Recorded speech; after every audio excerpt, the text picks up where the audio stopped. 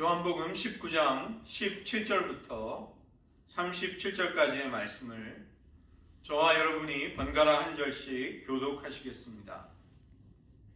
그들이 예수를 맡음에 예수께서 자기의 십자가를 지시고 헤골, 히브리 말로 골고다라 하는 곳에 나가시니 그들이 거기서 예수를 십자가에 못 박을 때 다른 두 사람도 그와 함께 좌우편에 못 박으니 예수는 가운데 있더라. 빌라도가 패를 써서 십자가 위에 붙이니 나사렛 예수 유대인의 왕이라 기록되었더라. 예수께서 못 박히신 곳이 성에서 가까운 거로 많은 유대인이 이 패를 입는데 히브리와 로마와 헬라말로 기록되었더라. 유대인의 대제사장들이 빌라도에게 이르되 유대인의 왕이라 쓰지 말고 자칭 유대인의 왕이라 쓰라 하니 빌라도가 대답하되 내가 쓸 것을 썼다 하니라. 군인들이 예수를 십자가에 못 박고 그의 옷을 취하여 네 깃에 나눠 각각 한 깃씩 얻고 속옷도 취하니 이 속옷은 호지 아니하고 위에서부터 통으로 짠 것이라. 군인들이 서로 말하되 이것은 찢지 말고 누가 없나 제비 뽑자 하니 이는 성경에 그들이 내 옷을 나누고 내 옷을 제비 뽑나이다 한 것을 응하게 하려 함이로라. 군인은 이런 일을 하고 예수의 십자가 곁에는 그 어머니와 이모와 글로바의 아내 마리아와 막달라 마리아가 섰는지라. 예수께서 자기 어머니와 사랑하는 제자가 곁에 서 있는 것을 보시고 자기 어머니에게 말씀하시되 여자여 보소서 아들입니다 하시고 또 그 제자에게 이르시되 보라 내 어머니라 하신대 그때부터 그 제자가 자기 집에 모시니라. 그 후에 예수께서 이 모든 일이 이미 이루어진 줄 아시고 성경을 응하게 하게 하사 이르시되 내가 목마르다 하시니 거기 신포도주가 가득히 담긴 그릇이 있는지라. 사람들이 신포도주를 적신 해면을 우슬초에 메어 예수의 입에 대니 예수께서 신포도주를 가지신 후에 이르시되 다 이루었다 하시고 머리를 숙이니 영혼이 떠나가시니라. 이날은 준비일이라. 유대인들은 그 안식일이 큰 날이므로 그 안식일에 시체들을 십자가에 두지 아니하려 하여 빌라도에게 그들의 다리를 꺾어 시체를 치워달라 하니 군인들이 가서 예수와 함께 못 박힌 첫째 사람과 또 그 다른 사람의 다리를 꺾고 예수께 이르러서는 이미 죽으신 것을 보고 다리를 꺾지 아니하고 그중 한 군인이 창으로 옆구리를 찌르니 곧 피와 물이 나오더라. 이를 본 자가 증언하였으니 그 증언이 참이라. 그가 자기의 말하는 것이 참인 줄 알고 너희로 믿게 하려 함이니라. 이 일이 일어난 것은 그 뼈가 하나도 꺾이지 아니하리라 한 성경을 응하게 하려 함이라. 함께 읽겠습니다. 또 다른 성경에 그들이 그 찌른 자를 보리라 하였느니라. 아멘. 기도하겠습니다. 하나님, 저희를 성금요일 주님이 우리를 위해 가장 고귀한 주님의 생명을 내어놓으신 그 때문에 우리가 구원받은 이날 우리들 심령 속에 하나님의 사랑에 대한 큰 확신과 구속의 기쁨이 회복되게 하시고 6월절 어린 양으로 십자가에 달려 돌아가신 주님께서 유대인과 온 우주의 왕이 되시는 승리로 영광으로 나아가셨음을 보며 우리들 역시 주님을 뒤따라 고난을 두려워하지 않는 하나님의 사람들 되게 하여 주시옵소서. 예수님의 이름으로 기도드립니다. 오늘은 사도 요한이 증언해주고 있는 예수님의 순환사의 그 부분들을 살펴보도록 하겠습니다. 17절을 보시면 예수님을 맡은 자들이라는 것은 그 앞에 16절에서 빌라도에게서 예수님을 넘겨받은 사람들이죠. 이들은 대제사장들일 수도 있고 십자가형을 집행하는 군인들일 수도 있는 것입니다. 예수님은 로마의 관례대로 죄수가 자기 십자가를 직접 지고 가야 하는 그 규정에 따라 자기의 십자가를 직접 지고 가셨습니다. 그 때문에 우리들에게도 날마다 자기 십자가를 지라고 그렇게 또 말씀하시는 것이죠. 이 십자가형의 행선지는 헤골이라는 장소였습니다. 히브리어로 골고다인데 이 골고다라는 말은 헤골, 인간의 두개골을 의미하는 말이었는데 이 처형 장소가 지형이 해골의 모양과 같이 되어 있어서 그런 지명이 붙은 것으로 보입니다. 예수님은 거기에서 좌우편에 다른 죄수들, 행악자와 함께 못 박히실 때 가운데 예수님이 못 박히시는 것이죠. 예수님의 죄패에 대해서 요한복음은 특별한 설명을 덧붙이고 있습니다. 빌라도가 이 죄패를 썼다, 기록했다. 이것을 우리에게 말해주는 것입니다. 죄패는 죄수의 이름이나 죄명을 적어 놓은 패로 예수님의 머리 위쪽 십자가 위에 붙였던 것으로 보입니다. 그 내용은 나사렛 예수 유대인의 왕이라는 내용이었습니다. 요한복음에는 예수님의 고향이 베들레헴이라고 명시가 되지 않고 나사렛이나 갈릴리로 소개가 되고 있습니다. 갈릴리와 나사렛은 이 선지자나 메시아가 나오리라고는 기대할 만한 곳이 아니었습니다. 그 때문에 예수님의 제자 빌립의 친구였던 나다나엘은 예수님을 와서 보자는 친구의 말에 대해서 나사렛에서 무슨 선한 것이 나겠느냐 이렇게 무시했던 것이죠. 요한복음은 갈릴리 나사렛을 예수님의 출신지라고 강조함으로써 예수님을 다윗의 후손으로 베들레헴에서 탄생하신 다른 복음서, 특별히 마태복음의 그 예수님에 대한 소개와는 다르게 다른 강조점을 두고 있는 것이죠. 요한복음은 예수님의 기원을 세상에 두지 않습니다. 예수님은 하나님 아버지께로부터 오셨기에 철저히 예수님은 하나님의 아들로서 요한복음에 묘사되고 있는 것입니다. 예수님의 십자가형 이 못 박히신 장소는 성에서 가까웠기 때문에 많은 유대인들이 찾아와서 그 죄패를 보고 읽을 수 있었습니다. 그 죄패는 히브리어와 로마의 라틴어 그리고 헬라어로 기록이 되어 있었습니다.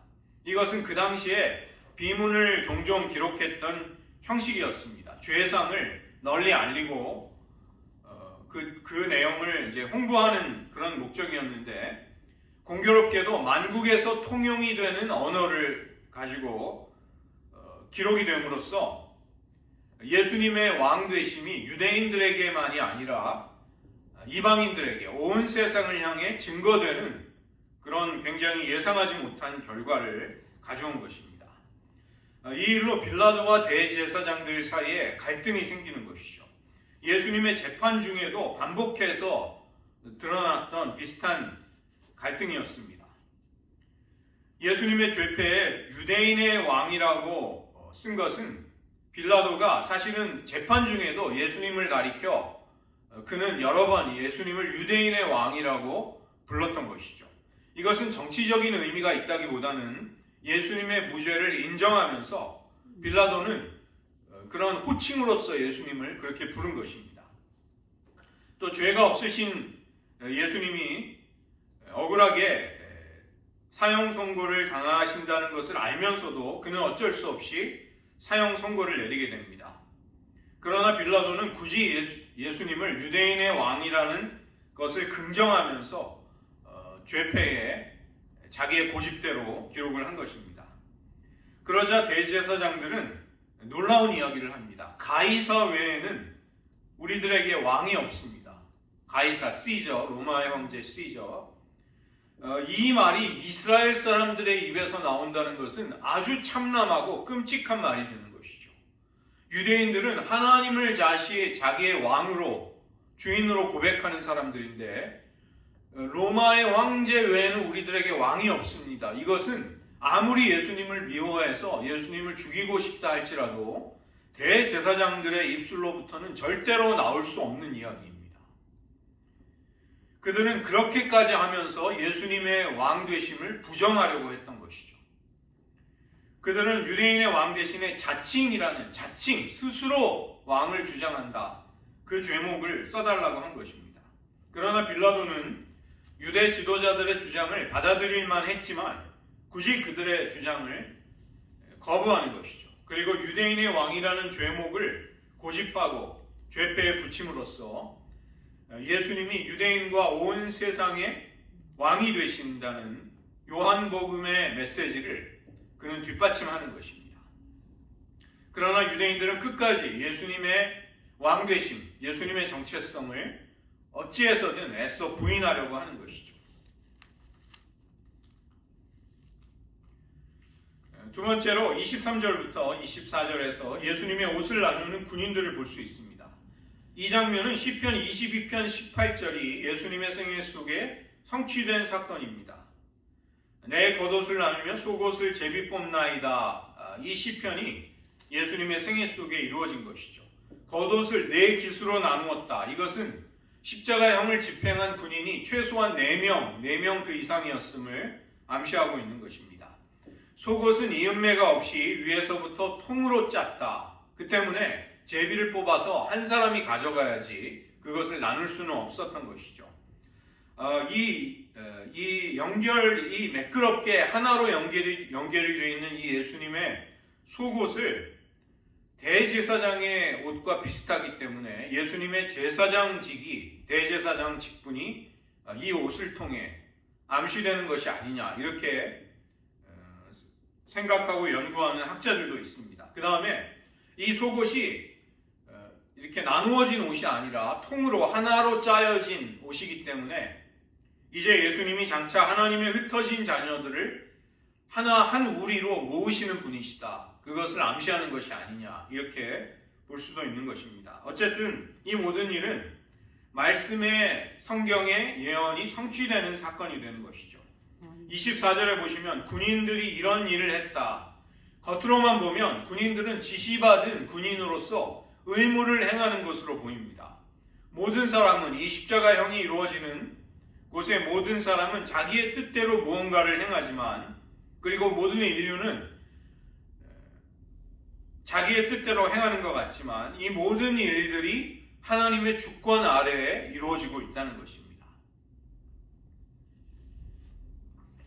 이어서 예수님은 사랑하는 어머니를 제자 요한에게 맡기시는 것이죠. 십자가 곁에 몇 명의 여인들과 사랑하시는 제자가 있었습니다. 사랑하시는 제자, 즉 요한이 십자가 곁에 있었다는 사실로 볼 때 그가 얼마나 주님의 사랑을 받았는가 그 비중을 짐작할 수 있는 것입니다. 여기에서 예수님의 어머니와 사랑하는 제자에게로 초점이 모아지는 것이죠. 어머니 마리아에게 예수님은 그 제자를 아들이라고 소개하십니다. 이것은 마치 양자와 양 어머니를 결연하는 양자 결연의 그런 장소인 것처럼 그런 언약이 이루어지는 것처럼 그런 형식으로 예수님은 행동하시는 것이죠.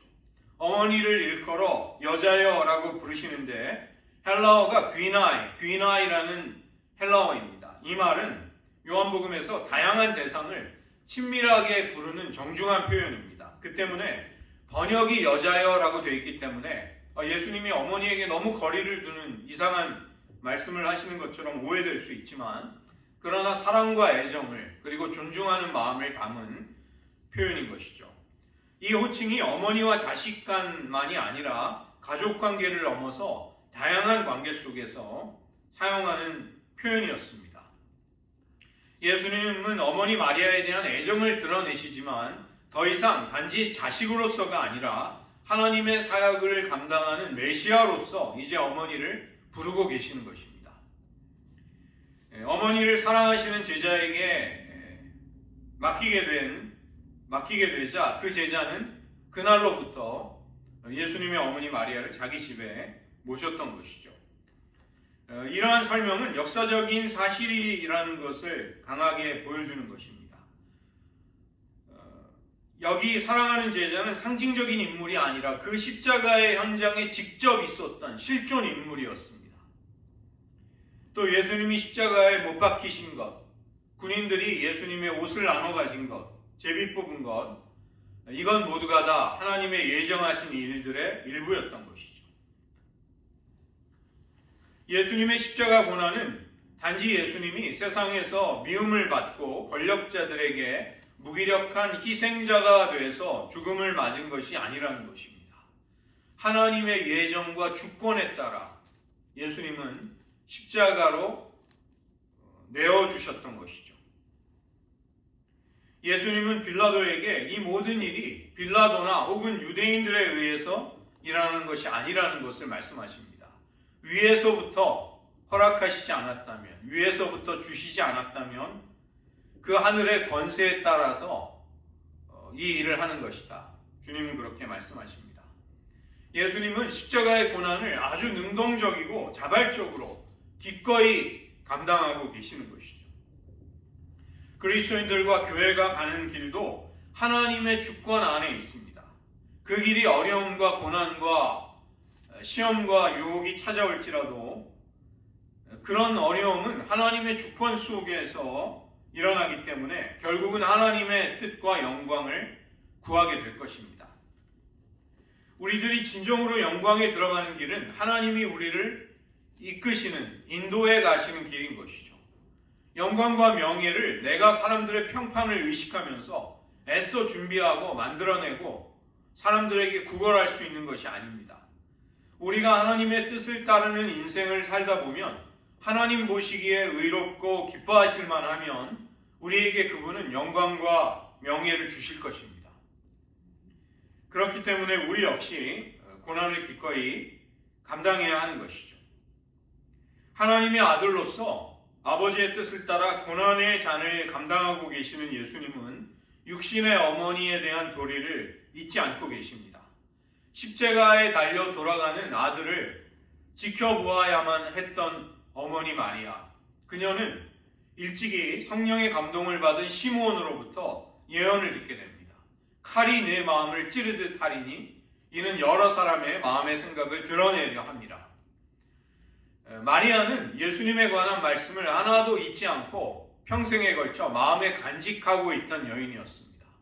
그래서 이 십자가의 장면 앞에서 그녀는 그 예언을 떠올렸을 것입니다. 그런 사랑하는 어머니를 이제 주님은 제자에게 부탁하시는 것이죠.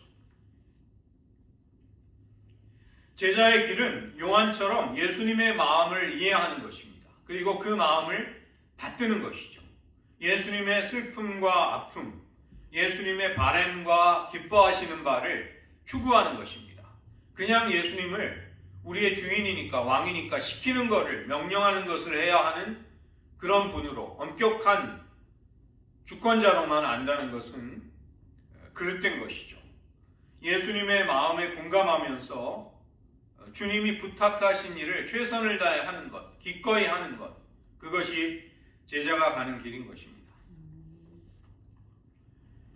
28절로 30절에서 예수님이 운명하시는 장면이 나오게 되고 그 다음에 31절부터 37절에서는 예수님의 죽음 이후에 그 죽음을 확인하는 사건들이 나오고 있습니다. 예수님은 이 시점에 이르러서 모든 일이 이미 이루어진 것을 아셨습니다. 이 모든 일이라는 것은 아버지께서 예수님께 맡겨주신 일로 여기 맥락 속에서는 예수님이 당하셔야 할 고난, 이 고난이 이제 십자가로 이루어진다는 것을 주님은 아셨던 것이죠. 테텔레스타이, 다 이루어졌다, 다 성취되었다, 완성되었다, 이 모든 것이 하나님의 계획 속에 이루어졌다. 주님은 그것을 아셨습니다. 그리고 끝까지 충실하게 그 주님의 뜻을, 아버지의 뜻을 따르셨던 것입니다. 가야바나 군인들, 빌라도, 다른 사람들은 무의식 중에 하나님의 뜻을 따라 움직이고 행동하게 되지만 예수님의 행동과 예수님의 동기는 결정적으로 다른 것이죠. 예수님은 자신을 향한 하나님의 뜻과 계획을 똑똑히 의식하시고 자발적으로 자기를 그 아버지의 뜻에 바치시는 것입니다.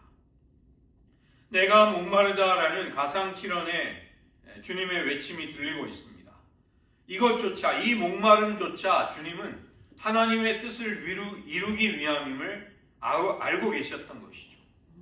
시편 69편 21절을 보면 신포도주와 목마름이라는 단어가 나옵니다. 예수님은 이 십자가에서 지금 벌어지고 있는 상황을 하나님의 말씀이 기록된 대로 내가 그 길을 가고 있다는 것을 알고 계셨던 것이죠.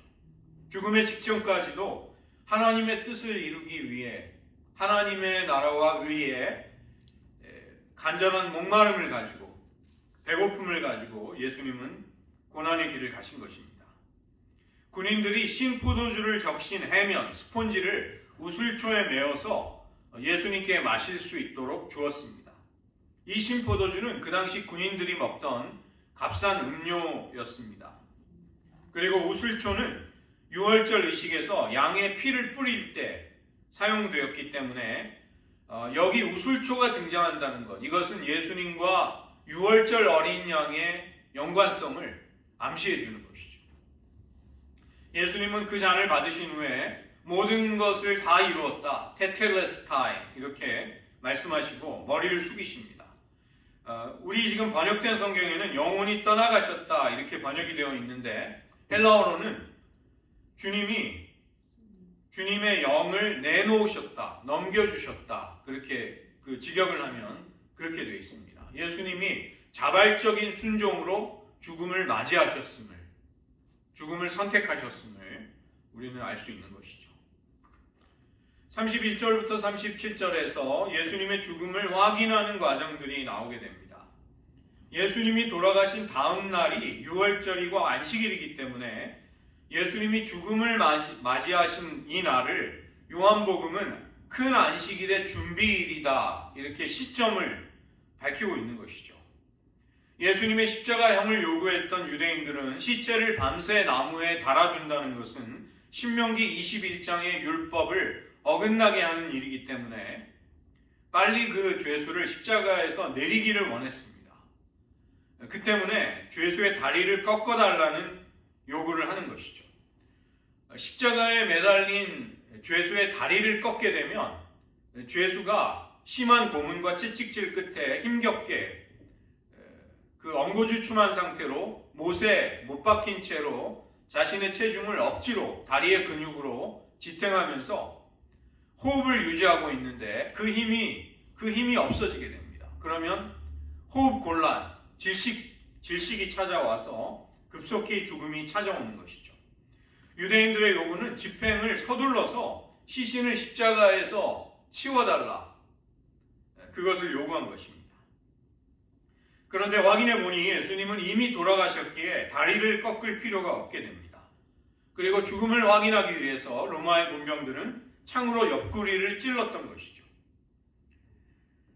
이런 상황 역시도 예수님의 옷을 나누어 가진 예언의 성취와 같이 성경을 이루게 되는 것입니다.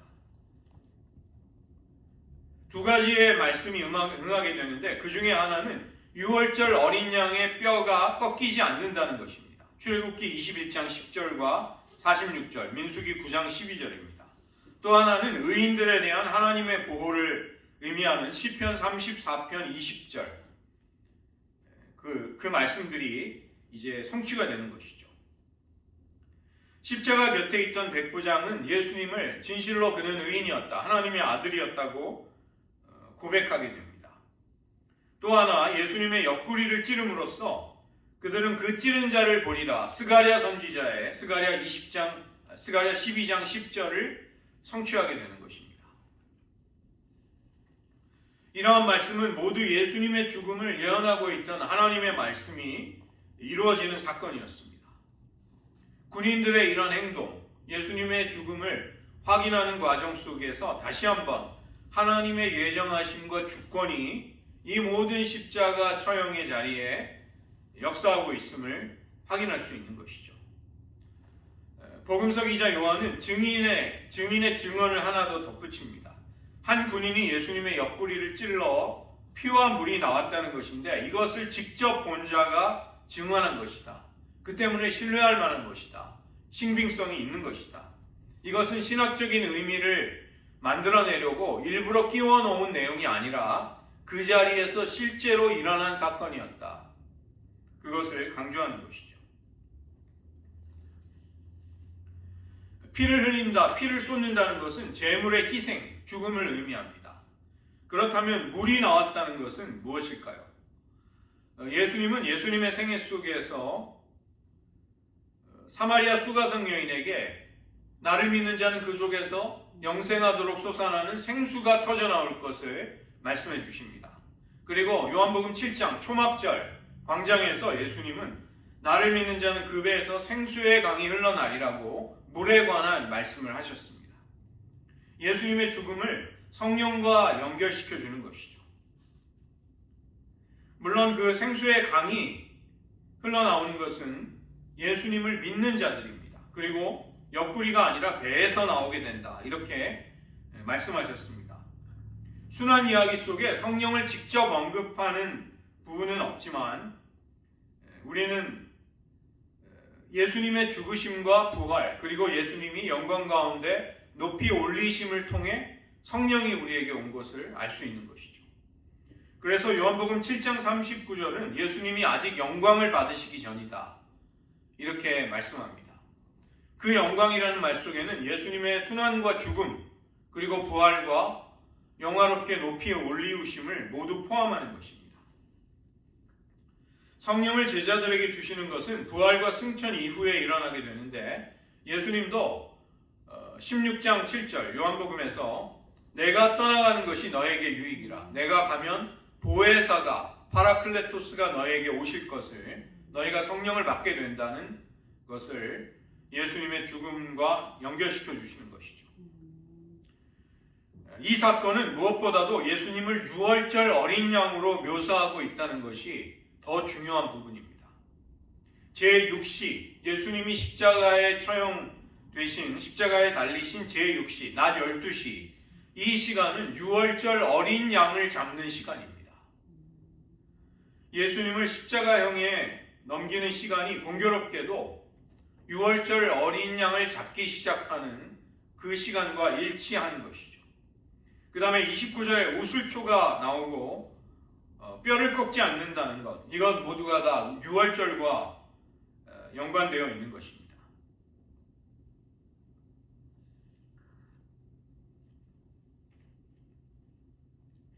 하나님의 주권과 계획에 대한 예수님의 순종은 죽음에서 절정에 이르게 됩니다. 그것이 예수님이 가신 길이고 그리스도인들도 주님을 따라가야 할 길, 뒤따라가야 할 길이 되는 것이죠.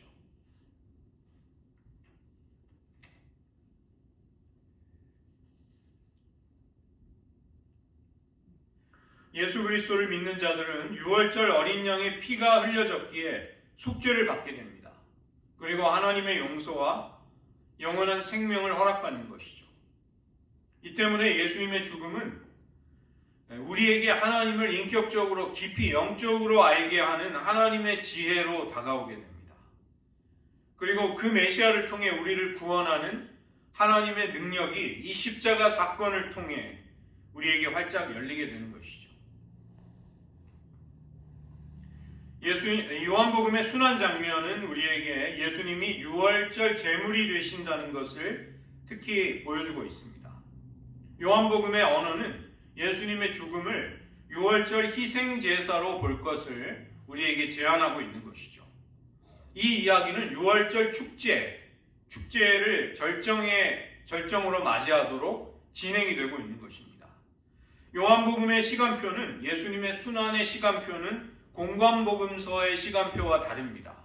마태와 마가와 누가복음의 시간표에서는 예수님의 십자가 처형 전날에 유월절 축제가 벌어집니다.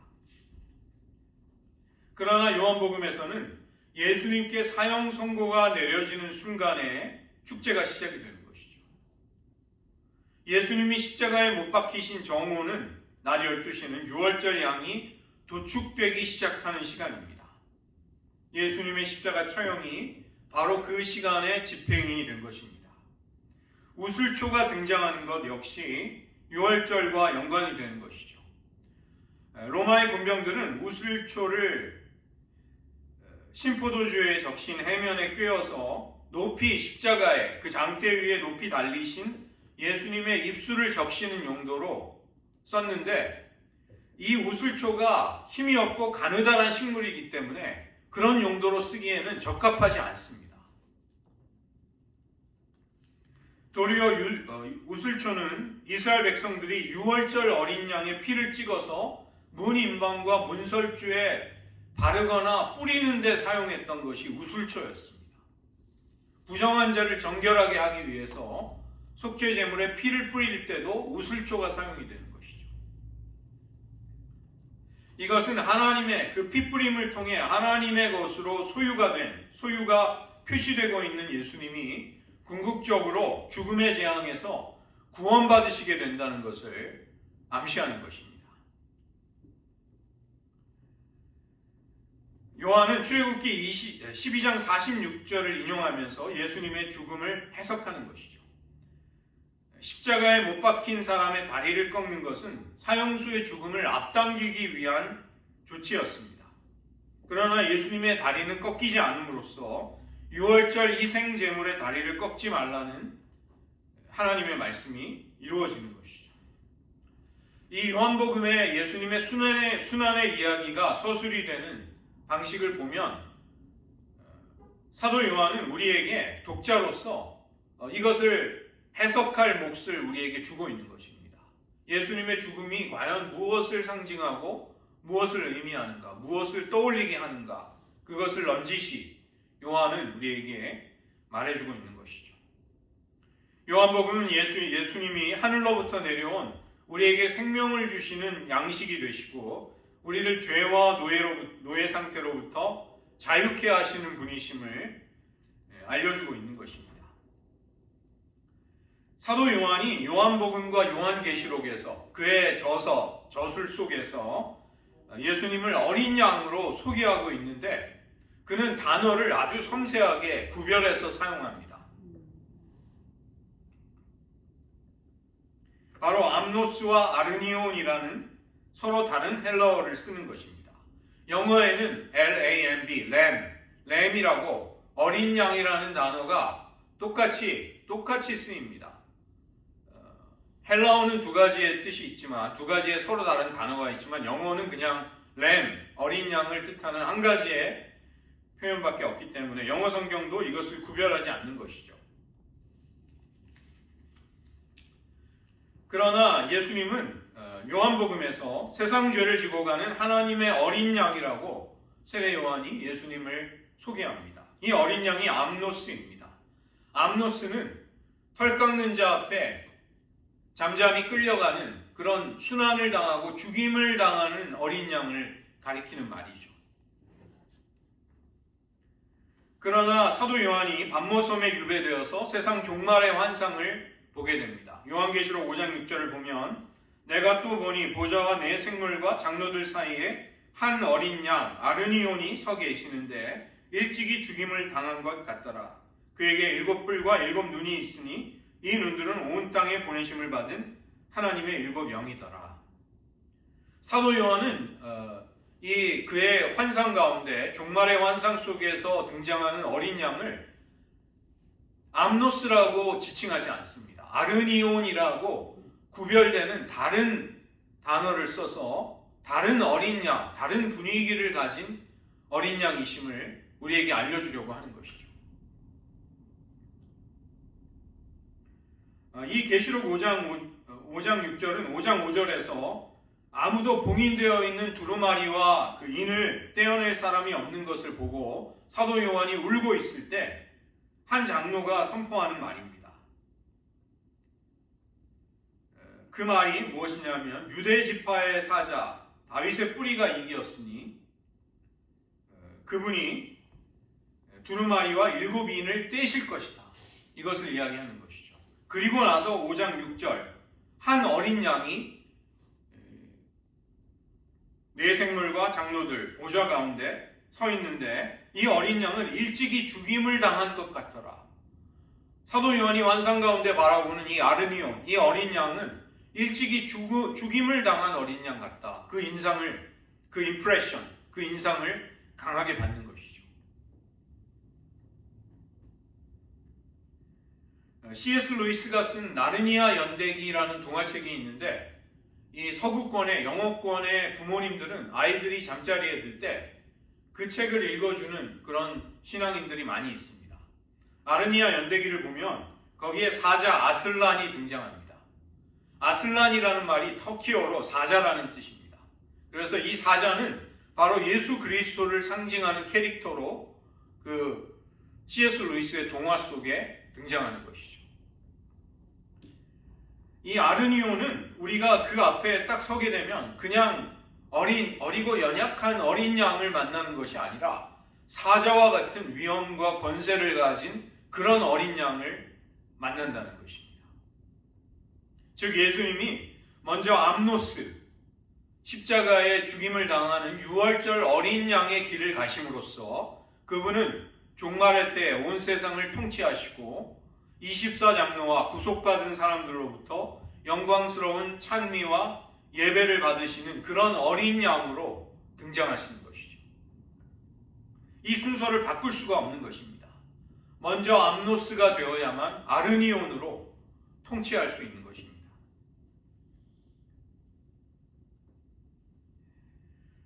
오늘 요한복음은 우리에게 예수님이 유월절 어린 양으로 죽음을 맞이하고 계신다는 것을 우리에게 여러 가지 힌트와 암시와 상징과 또 말씀을 인용하면서 우리에게 알려주고 있는 것이죠.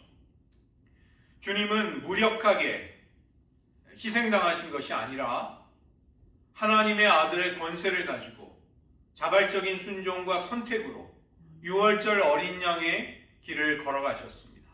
그리고 그 길은 아르니온, 장차 온 우주를 통치하시는 영광스러운 통치자의 자리로 나아가시는 그 길이 되셨던 것입니다.